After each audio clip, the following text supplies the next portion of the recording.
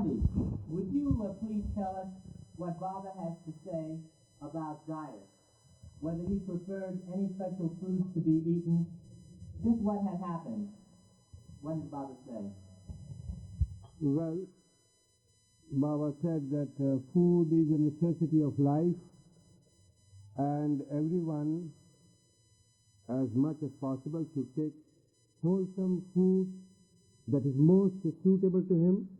He had no scruple for vegetarian or non-vegetarian at all, but a man should not really very much occupy himself in thinking much of the diet most of the time, and diet becomes a help to the one who takes it, but it is not the thing that is to be thought over and contemplated upon so much as some people some people do. Now, diet can be an aid for keeping the mind a little restful, a little spiritually inclined.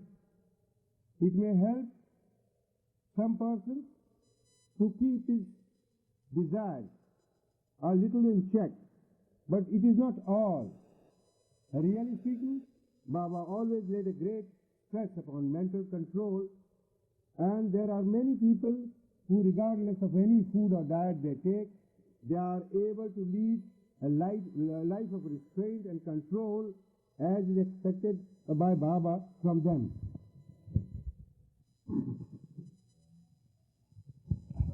Kenmore, would you speak about that? Meher Baba stated to me in 1959 that there was no need for me to concern myself with diet as a principal occupation of life. A poem about Hafiz had been read at the time, in which Hafiz complained that how could he support this huge mountain when he has become like a reed? How could a reed support a mountain? Hafiz complained to his master. And Baba said, turning to me, that you needn't become like a reed the way Hafiz did. For you can have a life that would include beefsteaks. And later, in a poem that Baba wrote to me, he said that when I returned to New York, I should spiritually be eating Baba, but physically steak and pork. I recall that one person who had come to Meherjee had been a vegetarian for about 21 years. There was one visitor to Meherjee who had practiced a diet for 21 years of complete vegetarianism. Meher Baba promptly curtailed his vegetarianism and ordered him to eat everything from a pig to a kangaroo. And the only restriction imposed dietetically on this person was coffee or tea. So vegetarianism or meatarianism or any kind of food-arianism was not a primary consideration for following the master on the path of love or the path of spirituality, which leads ultimately to self-realization. It is strict obedience to the master, which would demonstrate love for the master and also complete surrender. If one continuously lays his head on the feet of the master and keeps it there, he is obeying the master. He is surrendering to the master. And this is the surest way of getting to the goal. Because as Meher Baba said in November 1968, I am not only the way, but also I am the goal. Meherjee, would you tell us what Baba has to say so far as eating or diet being important for spiritual advancement. Yes, I have been always a non-vegetarian, but at the same time, I relish also vegetarian diet. Baba always said that diet has nothing to do with the spiritual progress of a being. Diet, say meat, pork, bacon, such things. If you eat and you can digest and keep your health in good shape, that is all right. Same way, vegetarian food also. If someone eats vegetarian diet, he never objects that he should eat meat or this thing. In short, drinks or food has nothing to do with the spiritual progress of a person, provided the one controls the habits. If you overeat even vegetables, you get diarrhea. If you overeat any meat or non-vegetarian food also, it causes upsets of stomach.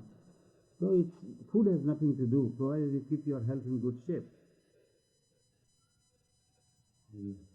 And he never objected people having different diets.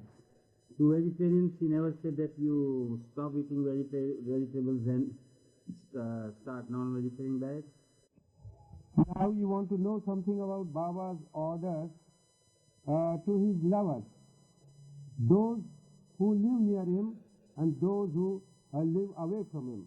As a matter of fact, when Baba was in body, the question of the order reaching his lover did not arise for the simple reason that those who lived near him could get orders from him where they were, and those living at a distance from him, the orders could reach him through correspondence.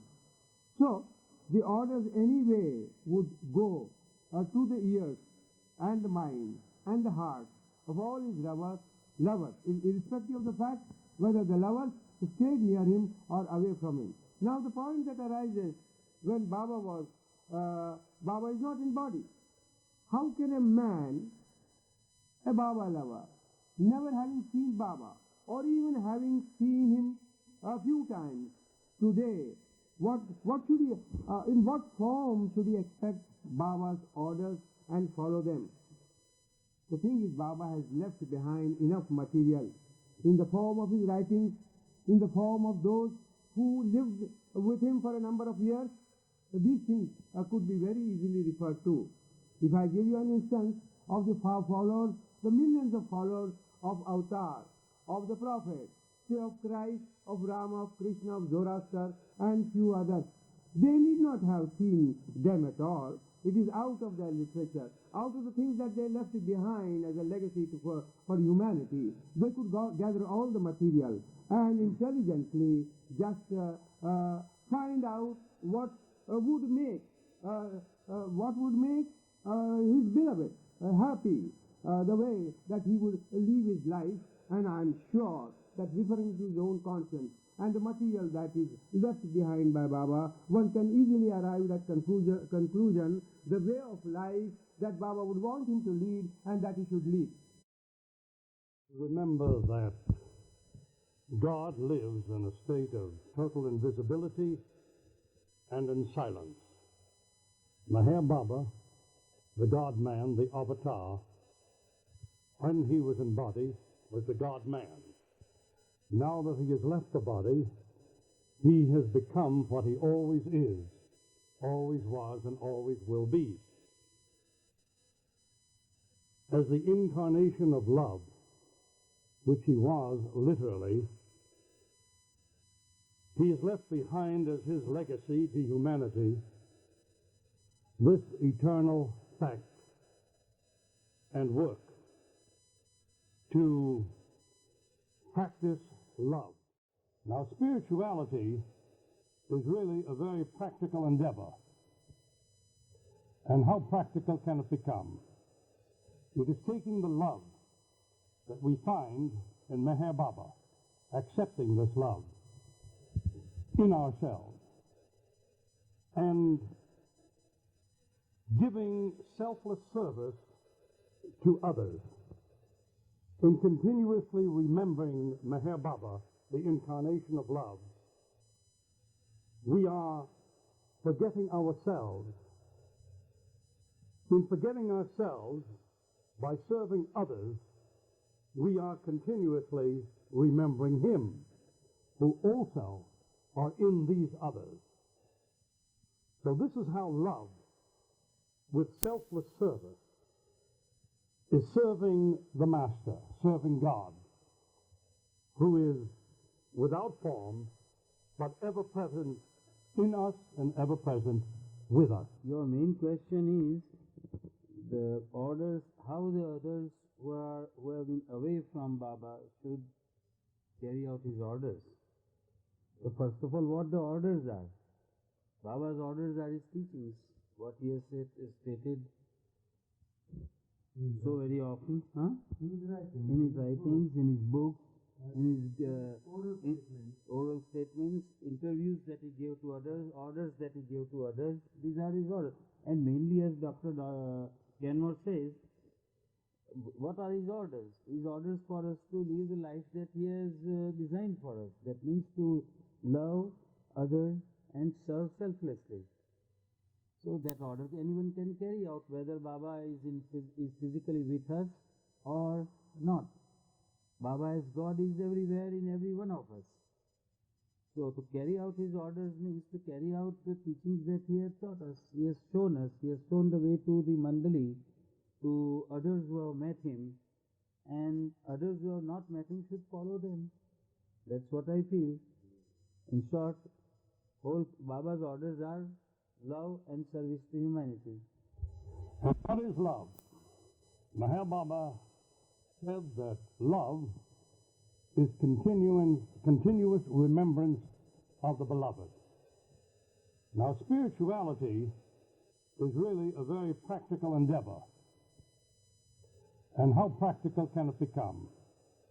It is taking the love that we find in Meher Baba, accepting this love in ourselves, and giving selfless service to others. In continuously remembering Meher Baba, the incarnation of love, we are forgetting ourselves. In forgetting ourselves, by serving others, we are continuously remembering Him, who also are in these others.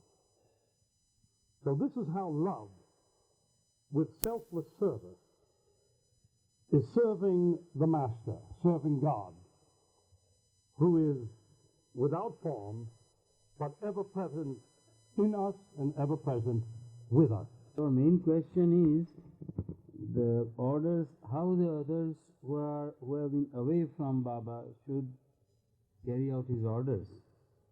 So first of all, what the orders are? Baba's orders are his teachings. What he has stated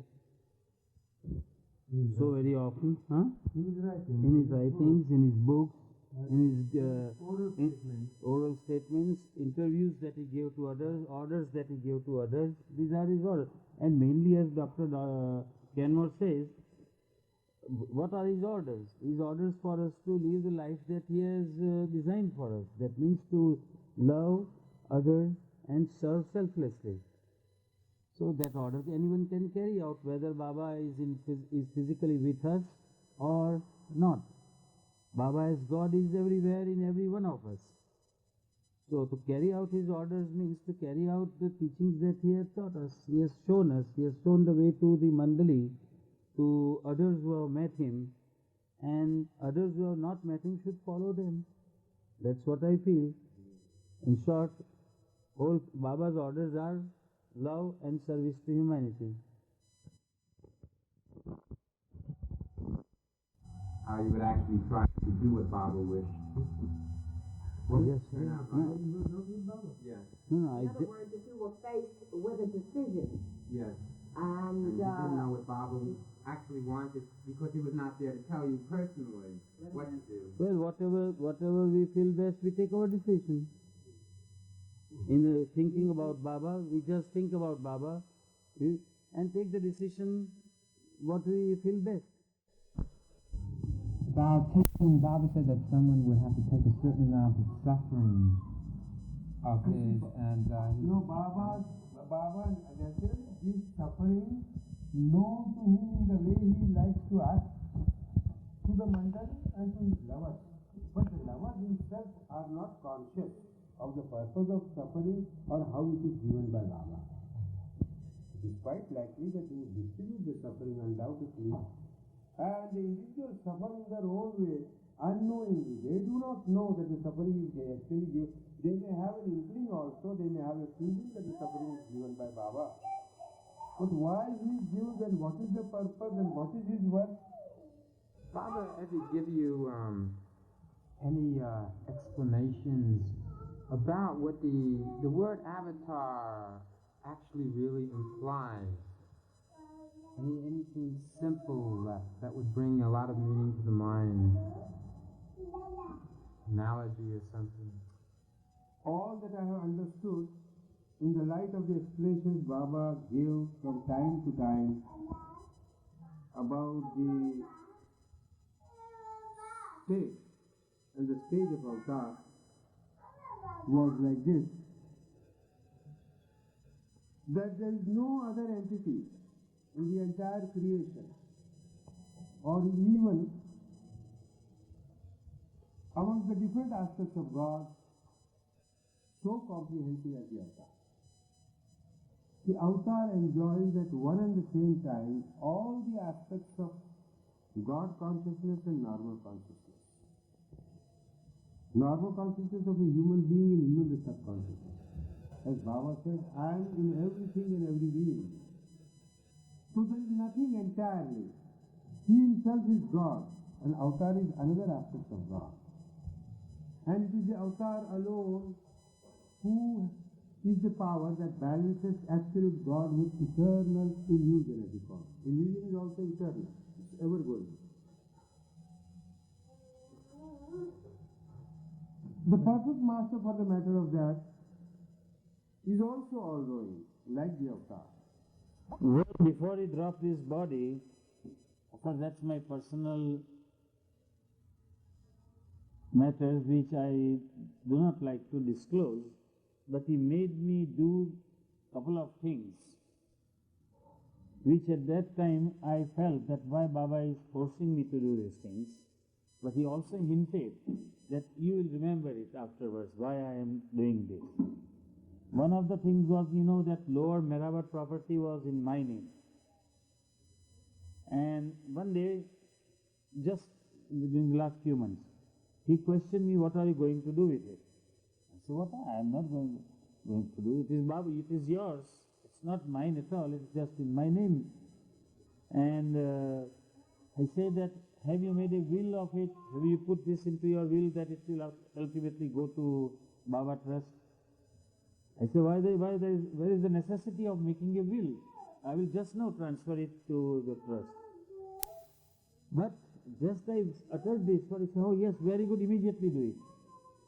Immediately means so much immediately that he fixed a date, and by this date you get it done. And I had to spend over 5,000 rupees to get that thing done by paying tax and transfer and something. He made me do that. And I'm happy that I could do this during his, during his prayer when he was there. He was very happy that I did it. Same way he made me do something else in which a big amount was involved. So naturally I felt that such a big amount. Then he gave me time and I said, all right, whatever you tell me, I will do it. So do it, doesn't matter. You will come to know why I asked you to do this. I did that. And then he inquired about my business. During the last days, no one was allowed to talk to him anything about business or a personal affair. Unless Baba puts that question to you, we have to reply. Nothing, not a word of outside we were allowed to talk. If he calls us and if he asks us something, only to the point we are allowed to reply. After some long time, period of 2-3 years, nearly inquires that how is your business? I said, Baba, it's very good.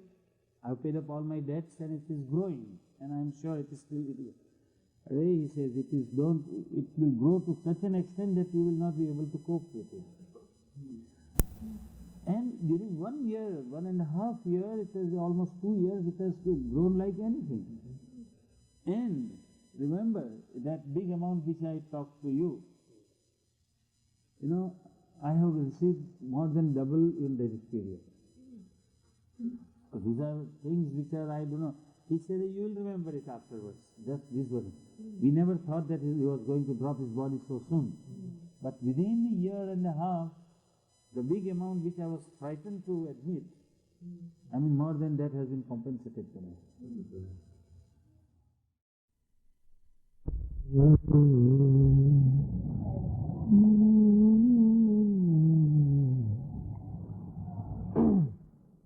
अज़ल के रोज़ से गर्दिश में जामे मेहरबाबा है। अज़ल के रोज़ से गर्दिश में जामे मेहरबाबा है। चरिंदों पर हमेशा लुत्फ़ मेहरबाबा है। चरिंदों पर हमेशा लुत्फ़ मेहरबाबा है। Now the translation. From the day of the very beginning of time, the cup of love of Meher Baba is in circulation. Because the grace of Meher Baba is ever there, universally on all those intoxicated in his love. Now I sing the second stanza. मदावाए दिले महजूम है, हाँ मदावाए दिले महजूम है, जिक्र दिल नवाज उनका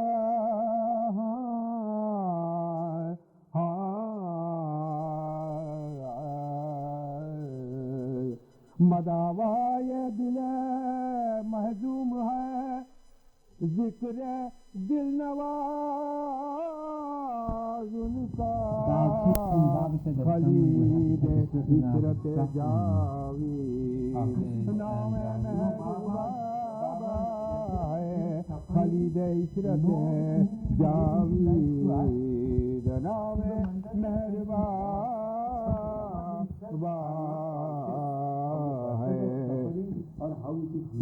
The heart soothing topic of him, Meher Baba, the heart soothing topic of him becomes the healing balm of the heart vexed with grief.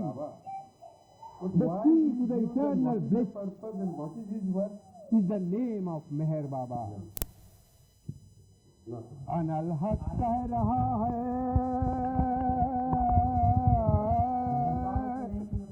अनल हक कह रहा है, जर्रा जर्रा जोश मस्ती में है।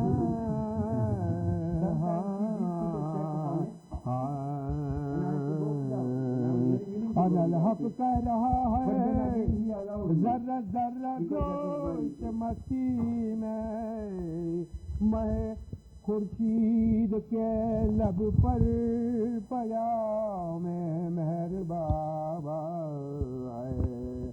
महो खुर्शीद के लब पर पयाम मेहर बाबा है।